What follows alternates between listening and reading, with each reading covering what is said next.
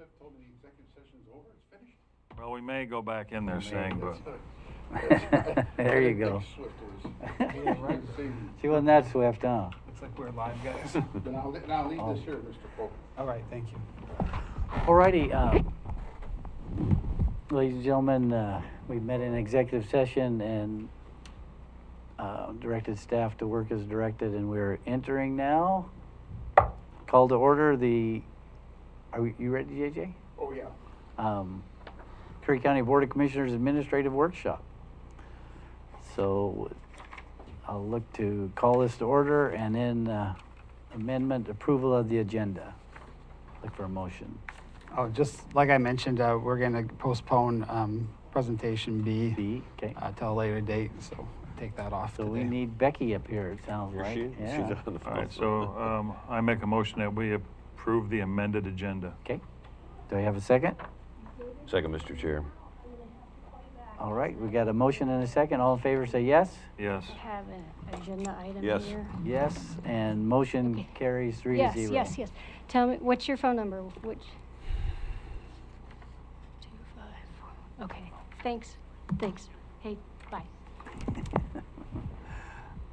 That's the neat part about ladies, they can do 14 things at once. And, David Itson. oh, Yeah, he broke down in the phone, so I couldn't just hang up on him. he broke down? He's talking about his wife. Oh, I know, yeah. That he was going through. Bless his heart, man. Wow. Okay. Do you guys want to do this? I mean, there's nobody here at the workshop. Well, you know what? The best workers are here. I would say just give us, I want to carry on because you put a lot of work into this, tremendous amount of work, and it's, are you a little surprised no one's here? No, I'm happy. Well, I didn't say I wasn't happy. Okay, so this is the workshop. We still have 2 public hearings to go in order before this actually gets adopted. Okay. In accordance with Oregon land use law and in accordance with our zoning code, we have a requirement to do a public hearing before the Planning Commission, and that is going to be in July. And then we have a requirement to come back to you for final adoption of an ordinance which puts these recommendations into place. In that process, I also have to submit these changes to DLCD. They will have an opportunity to review. They have 30 days to comment back to us as to whether or not they support our recommended zone changes. So that's the process. So, maybe more people will come to the public hearing rather than just come to the workshop. This has been to the Planning Commission twice. In addition to that, we've had several discussions prior to actual language being written, and we've had workshops with you guys as well on the issue of short-term rentals. So hopefully this is not a surprise, but I can go through and tell you what the key issues are. There's really 4 key issues I identified in the agenda routing slip, that there are 3 key issues. There are really 4, and the first one involves you most closely. I was asked by David Brock Smith to add a section into our zoning code, which is really a Board of Commissioners call-up provision. And what that does is it essentially says that in the case that a land use issue is before the Planning Commission, and the clever applicant is continuing on and on and on with a series of Planning Commission meetings, which they can do based on land use law, that you have the authority to call that issue up and take that decision-making process over from the Planning Commission so you can essentially expedite the process. Under that scenario, typically it would be a land use action that ultimately would be headed to LUBA. So it's a way of expediting the appeals process for an application that might be somewhat contentious. So that's in I think that's attachment B. Yes, attachment B is the call-up by the Board of Commissioners. This issue has actually come up off and on for the last 3 years. And I think Commissioner Boyce, you brought it up at one point, working with Commissioner Maine in Coos County. He's brought it up. He actually called me a couple years ago saying that we needed this provision in our code that gives the board more ability to call up a land use issue. The hesitation over the last 3 years in putting this in the land use code is whether or not the commissioners would abuse it. And I guess I've never felt that that would be the case. I really didn't. So that's. You abuse us. So Sure. Court's got a question. it's a little bit designed to just run interference with planning commission so they don't get wore down. Yeah. I mean, that's one way to look at it. And it's not to be disrespectful to the Planning Commission at all. Which is the point, yeah. It's really to expedite the appeal process, and it has the potential, if in fact this larger project in North County does come through this process, and there are folks that are anxious and wanting to appeal that, it gets it before LUBA in a quicker series of actions. Okay, that's the first one. The second one is the residential 2 zone, okay? Right now we have the residential 2 zone. That's our biggest residential zone inside the urban growth boundary, okay? Which attachment, Becky? That's E, I think. No. I'm sorry, that's a G, attachment G. And the reason I'm not trying to go through the attachments is because you're reading the zoning code. Yeah. And, you know, that's not a lot of fun to do. And I shouldn't say that. As the planning director, I really enjoy doing that. But the R2 zone is the biggest residential zone we have inside the urban growth boundary. And right now, it only allows for a single-family dwelling. We've had repeated requests for, can I just put a duplex there? The city of Gold Beach is going through that process right now where they're opening up their residential zone to allow duplexes, triplexes, fourplexes, and apartment buildings. In keeping with the state's desire and the county's desire also to allow more housing, we've opened up the R2 zone to allow not just single-family dwellings, but duplexes, triplexes, and fourplexes. I didn't include apartment buildings because that's just a little too extreme in the area of the county. The apartment building was more appropriate for an actual city. So at the Planning Commission, there was some concern about that. And in studying the R2 zone, this ability to increase the density is directly related to the ability to have either septic service on site or connect up to a sewerage agency. Okay, and as if you guys probably are pretty familiar with the sewer agencies we have in the county, and they're fairly limited in most cases, especially in the harbor area. This actually will put a lot more pressure on some of those sewerage agencies to increase capacity in order to allow development. This puts you ahead of the game. If you adopt this, you're saying we need more development within inside those urban growth boundary areas where development's supposed to happen, but we're restricted because they can't hook up to septic or to a sewerage. And, you know, putting in a septic system for a fourplex is probably not a real desirable situation as far as the amount of land that it would take to do that. So that's what the R2 zone is all about, is to increase the housing densities to allow more housing in the county. But no ADUs on that section.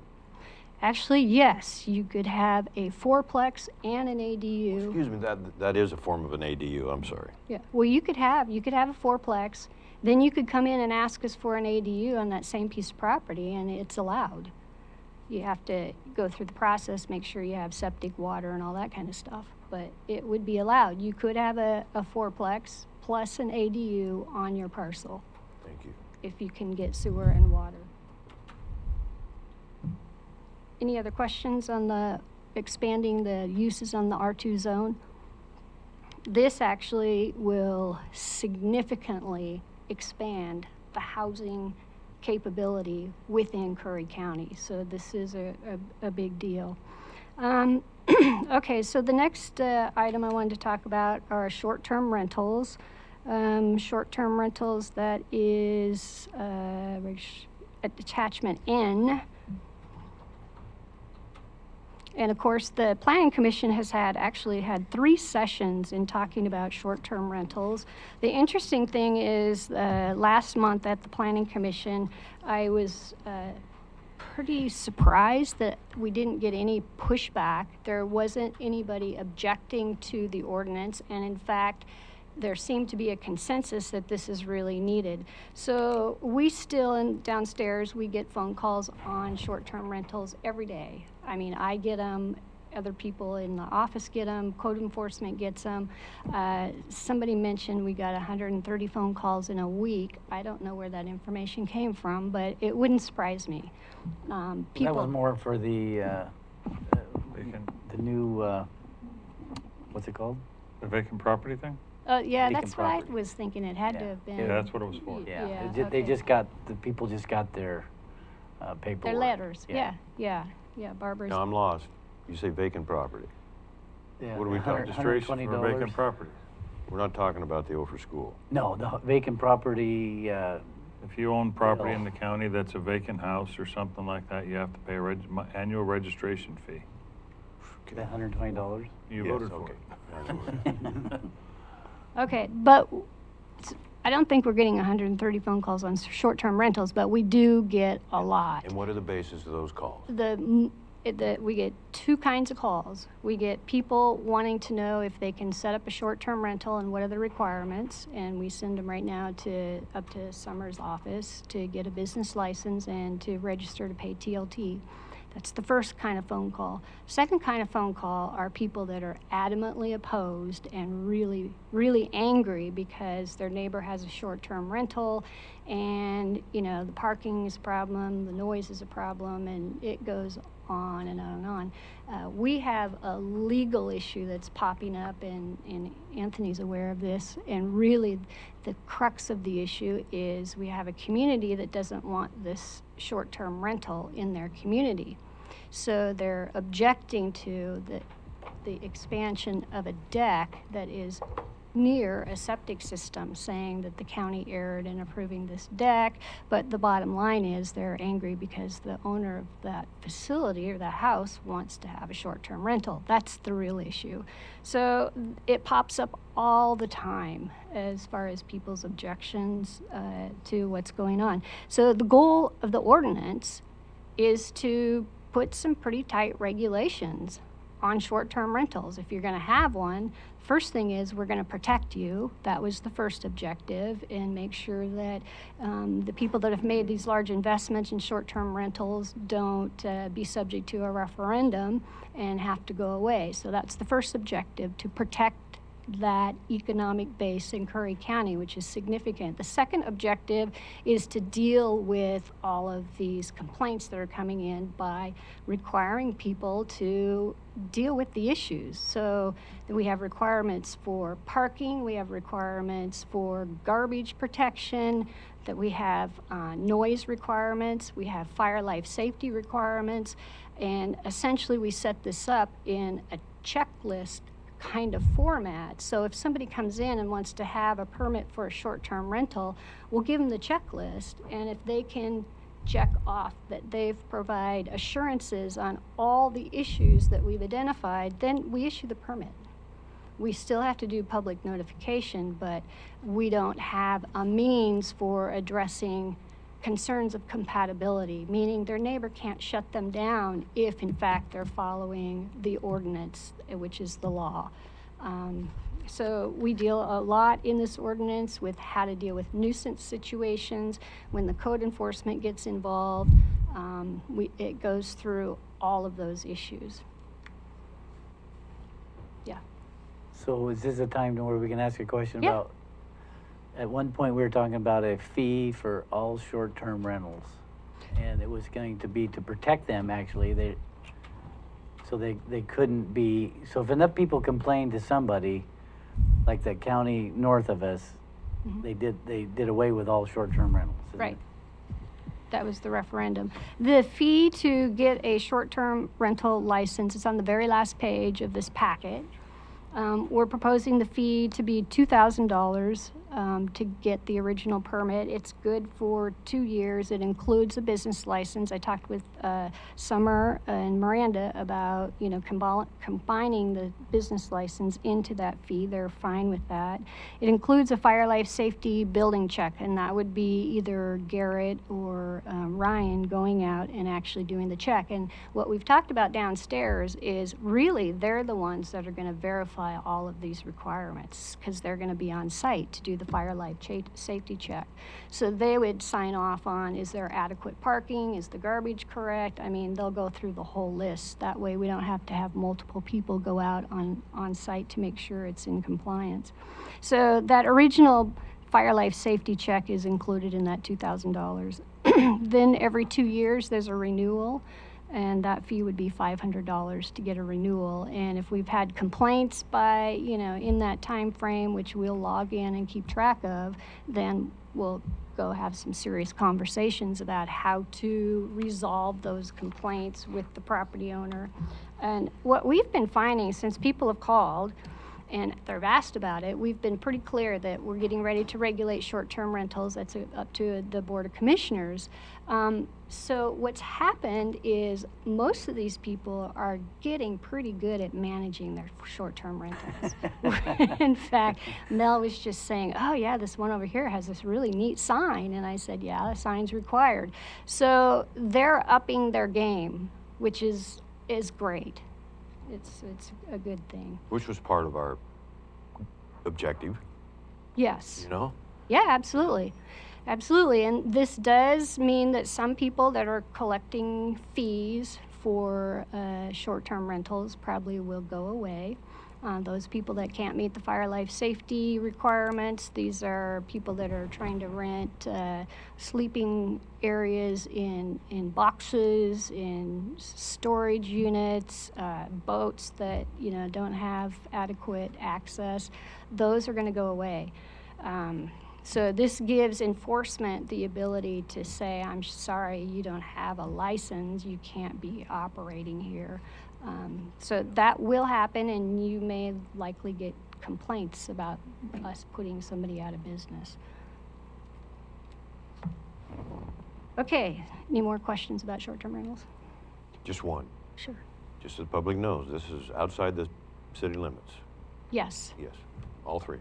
Yes. The other thing that is important here is we're not proposing any moratorium on short-term rentals. There was also a real fear out there that the county was looking at a moratorium on short-term rentals, and that's not in here anywhere. The goal is to bring them all up to code, and hopefully a lot of these complaints will go away.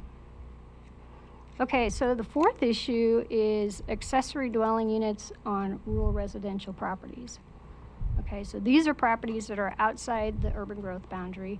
We've historically, since I've been here, gotten an enormous amount of calls, people wanting to have an accessory dwelling unit on their property outside the urban growth boundary. These are rural residential zoned properties, and we couldn't allow it until the legislature at the last session actually approved legislation to allow it. The dilemma that we have is the legislation is very restrictive. In fact, some planning directors are not even going to adopt these provisions because their fear is that they're so restrictive, it'll just cause people to get really angry. Some of the provisions, you have to have a minimum of 2 acres, maximum square foot of the ADU is only 900 square feet. It has to be located 100 feet from the existing dwelling. It can't be used as a vacation rental. You can't have any non-permitted uses on the property. You had to have paid all of your taxes. And if you have any blemish associated with your property, you're not going to be able to get through this process. The main issue is the parcel has to be in a fire district. Okay, so I didn't bring a map, but if you've seen a map of fire districts in the county, it's pretty slim. It's a pretty small area. So if you're not in a fire district, don't get to have one. The other thing is we have to tie in these fire hazard risk maps that are coming out at the end of June 30th. That's a requirement of Senate Bill 762. 762 says the state is going to map the hazard of every parcel in the state of Oregon, and they'll identify what hazard level you're in, and based on that hazard level, you will have to comply with certain fire safety requirements, including setback areas, including the kind of roof you can have. There are all kinds of requirements based on that. So in addition, your ADU has to meet all of those requirements. And just for your information, I've been watching this because I have a really high concern that these fire hazard requirements are going to cause a problem in Curry County. Okay, so. Yeah, not just Curry County. You've been tuning into those meetings, the DLCD. Yeah. Yeah. Yeah, it's right now a little bit problematic. But I looked at the existing maps that they have for Curry County. The areas that are really going to have a problem are the Brookings Hills, Winchuck, Chetco, both the north and the south of Chetco. The Rogue River is not too bad. Agnes is pretty bad.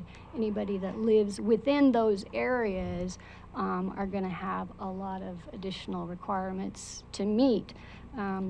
So that's also tied to the ability to have an ADU. Just so you know, if we do, in the fire meetings we had the other day, Yeah. the areas that are out of the fire districts, they're going to incorporate all of them into the districts by forming one big district. Central County. Yeah. Well, that would be just awesome.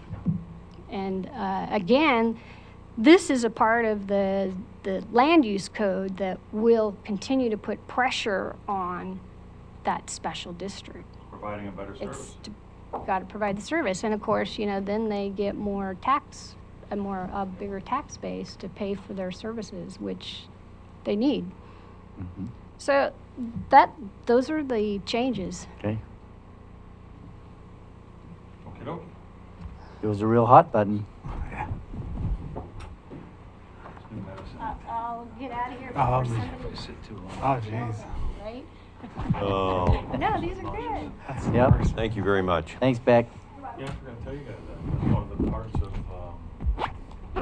of the joining of the central fire districts, is they're gonna incorporate some of the areas that have no fire district now. Okay. They're gonna ask the citizens to all join the fire district. That'll And, be like a no-brainer, right? Yeah, and everybody's in. Insurance-wise and, Yeah, your insurance would go down, everybody'd be happy. okay, folks, any public comment? Nope, Oh, hearing none. Were you going to give a commissioner's report, or did you? we already did. Yeah, I didn't have anything. Okay. So we're gonna Go back adjourn. into executive unless- session? Unless I'm gonna adjourn this meeting. Workshop's over. All right, Can we go back into executive session real quick? all right.